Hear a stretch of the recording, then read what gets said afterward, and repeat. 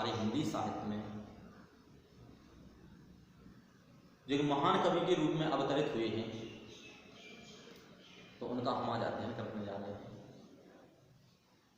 सूर सूर तुलसी शशि उड़ुमन केशवदास, अब के कवि कहियो सुन जहाँ तहाँ करे प्रकाश। तो जो हिंदी साहित्य में जो चंद्रमा के समान है, ऐसे हिंदी जगत के चंद्रमा का आज हम परिचय पढ़ने जा रहे हैं। तो देखें इनके जीवन परिचय के बारे में। तो गोस्वामी तुलसीदास भक्ति काल के अंतर्गत जो आपकी दो शाखाएं हैं, सगुण भक्ति धारा और निर्गुण भक्ति धारा।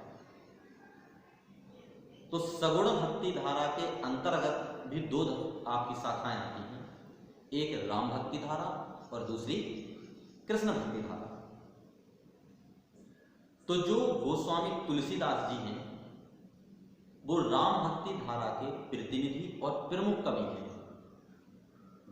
जो निर्गुण धारा है, निर्गुण धारा के अंतर्गत जो ज्ञानमार्ग की धारा के प्रमुख कवि जिस प्रकार से आपके कबीरदास जी हैं, प्रेम मार्गी धारा के प्रमुख कवि आपके मलिक मोहम्मद जायसी हैं, उसी प्रकार सगुण भक्ति धारा में जैसे कृष्ण भक्ति धारा के प्रमुख कवि सूरदास जी हैं, उसी प्रकार राम भक्ति धारा में गोस्वामी तुलसीदास का एक महत्वपूर्ण स्थान है। तो गोस्वामी तुलसीदास के विषय में हम अध्ययन करते हैं। तो गोस्वामी तुलसीदास का जन्म सन 1532 ईस्वी में राजापुर नामक गांव में हुआ था, जो उत्तर प्रदेश का एक जिला है चित्रकूट, तो उसके अंतर्गत आता है। तो वहां पर हुआ था। और यदि हम संवत में देखें तो इनके जन्म के विषय में एक दोहा प्रचलित है कि 1554 विषय कालिंदी के तीर, श्रावण शुक्ला सप्तमी तुलसी धरियो शरीर। तो इस दोहे से सिद्ध होता है कि गोस्वामी तुलसीदास का जन्म संवत 1554 विषय अर्थात 1554 विक्रमी में कालिंदी के तीर अर्थात कालिंदी नदी के पास में उसके किनारे पर श्रावण शुक्ला सप्तमी, सावन के महीने में शुक्ल पक्ष की सप्तमी को हुआ था तुलसी धरियो शरीर। इन्होंने तुलसीदास के रूप में अपने शरीर को धारण किया था। इनके पिता का नाम आत्माराम दुबे, जो एक सारस्वत ब्राह्मण थे, और इनकी माता का नाम तुलसी था। इनके जन्म के विषय में बताएं आपको, जब यह पैदा हुए थे तो यह अपनी माता के गर्भ में 12 महीने रहे,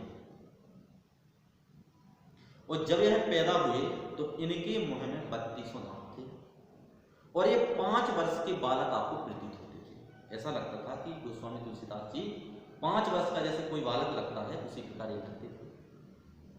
और जब यह पैदा हुए तो ये रोए नहीं थे, इन्होंने राम शब्द का उच्चारण किया था, इसलिए इनका जो बचपन का नाम रहा है वो राम बोला था। तो जब इस प्रकार की जब ये घटनाएं घटी, उन्होंने देखा कि अरे ये तो बड़ा आश्चर्य है, ऐसा तो कभी होता ही नहीं है, ये तो प्रकृति के विपरीत है, प्रतिकूल है। तो क्योंकि इनका जो जन्म है वो अशुभ नक्षत्र में हुआ था, तो अशुभ नक्षत्र में पैदा होने के कारण और इनकी इस प्रकार की विशेषताओं के कारण इनकी माता पिता ने इनको त्याग दिया था, जिसका पालन पोषण इनका एक चुनिया नाम की जो एक दासी थी उनके द्वारा इनका पालन पोषण किया गया। क्योंकि इनके जन्म के विषय में भी मत मिलते हैं, तो यहाँ पर भी एक आपका दोहा है। पिता आत्मा राम द्विवेदी, तुलसी जिनकी माता थी, राजापुर के कवि तुलसी थे, मन में भक्ति राम की थी। तो इससे हम लोग याद कर सकते हैं कि इनकी माता का नाम तुलसी, इनके पिता का नाम आत्माराम दुबे, और इनका जो जन्म स्थान है वो राजापुर नामक गांव है, जो चित्रकूट जिले में पड़ता है। और इनके अंदर जो भक्ति भावना थी वह भगवान रामचंद्र जी की बुद्धि थी। जब इनका परिचय नरहरिदास से हुआ, क्योंकि जो नरहरिदास जी हैं उनका जो नाम है वो नरहरियानंद जी हैं, जो आपके अनंतानंद जी के शिष्य हैं। तो उनसे जब इनका परिचय हुआ तो उन्होंने देखा कि अरे, तो वो समझ गए कि इस बालक में बहुत कुछ विशेषताएं हैं और इस समाज के लिए बहुत कुछ करेगा, समाज की बहुत सेवा करेगा। तो वो अपने पास में ले गए, अपने साथ इनको रखा। जो इनका विवाह है वह 1583 ईस्वी में दीनबंधु पाठक की पुत्री रत्नावली के साथ इनका विवाह कर दिया गया। जैसे इनका विवाह हुआ तो ये अपनी पत्नी के प्रेम में रहने लगे। और एक बार की घटना हुई कि जैसे रत्नावली जी अपने भाई के साथ जैसे अपने मायके चले गए तो वहाँ पर ये भी यह जानकर के, तो यह भी रात्रि में और विषम परिस्थिति में, क्योंकि बहुत कुछ मिलता है कि कोई सर्प का सहारा लेकर, कोई मुर्दे का सहारा लेकर नदी को पार करते हुए, ऐसे बहुत से तर्क मिलते हैं। तो हम समझेंगे कि विषम परिस्थिति में तुलसीदास जी अपनी ससुराल में पहुँच गए।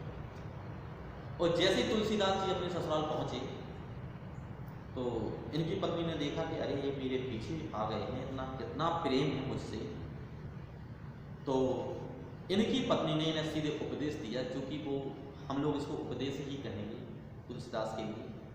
लेकिन उन्होंने इनको समझाया कि लाज ना आवत आपको दौरे आयो साथ, धिक धिक ऐसे प्रेम को कहा गया। हे स्वामी, आप मेरे पीछे पीछे दौड़े आए हैं, धिक्कार है ऐसे प्रेम को, अब मैं आपसे क्या करूं। आगे कहती हैं, अस्थि चर्ममय देह ममता में ऐसी प्रीत, और होती जो कहूँ राम में होती न तो हो। जब उन्होंने इस प्रकार से गोस्वामी तुलसीदास को समझाया, कहा उनसे, तो गोस्वामी तुलसीदास को बात समझ में आई कि नहीं, ये बात तो ठीक है। तो जितना प्रेम हम इस अस्थि और चर्म युक्त शरीर से कर रहे हैं, यदि हम वास्तव में इतना प्रेम भगवान श्री राम के प्रति करें तो हमारा जो जीवन है वो सफल हो जाएगा और इस भव सागर से हमें मुक्ति मिल जाएगी। तो गोस्वामी तुलसीदास उसी समय से वहाँ से आकर चित्रकूट में रहने लगे, क्योंकि चित्रकूट में भी बहुत सी घटनाएं हुई। राम से मिलना, हनुमान से मिलना, विभिन्न प्रकार की घटनाएं इनके साथ हुई।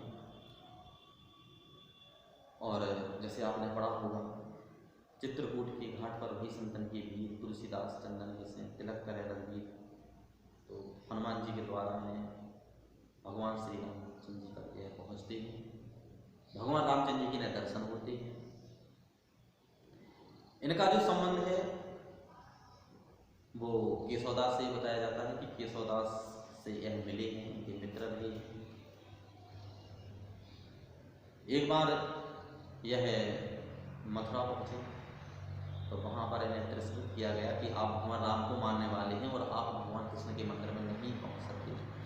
तो वहाँ पर इन्होंने गीतावली, कृष्ण गीतावली नाम की पुस्तक लिखी।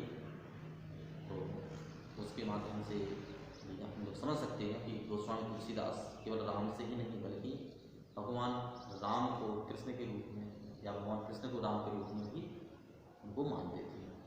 ये चित्रकूट पहुँचे तो इन्होंने शेष सनातन जी के पास में वेद वेदांतों का अध्ययन किया।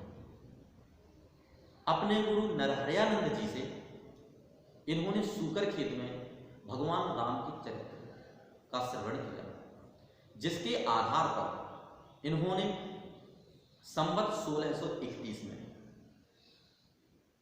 रामनवमी के दिन से इन्होंने प्रारंभ करके श्री रामचरितमानस, जो आज के समय में प्रत्येक घरों में, प्रत्येक मंदिर में रहती है, तो ऐसी श्री रामचरितमानस का इन्होंने रचना की, जो 1633 ईस्वी मार्गशीर्ष राम विवाह के दिन पूर्ण हो गई थी। इसमें 7 कांड, मतलब बालकांड, अयोध्या कांड, अरण्य कांड, किष्किंधा कांड, सुंदरकांड, लंका कांड और उत्तरकांड, इस 7 जिसमें कांड हैं। 2 वर्ष 7 माह और 26 दिन में यह रामचरितमानस रचना संपन्न हुई।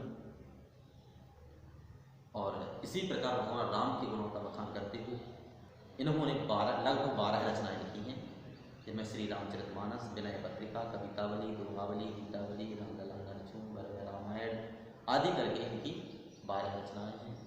और इस प्रकार से भगवान राम के गुणों का अनुवाद करते हुए इनकी जो मृत्यु है वह सन 1632 ईस्वी या संवत 1680 हो गई। इनकी मृत्यु के संबंध में भी 2 प्रसिद्ध है। संवत 1680 80 गंगे के लिए श्रावण कृष्णा तीज शनि तुलसी तजो सनी। तो इस दोहे के आधार पर श्रावण माह में और कृष्ण पक्ष की तीज को गोस्वामी तुलसीदास ने अपने इस नश्वर शरीर को त्याग कर उस परब्रह्म परमात्मा में लीन हो गए।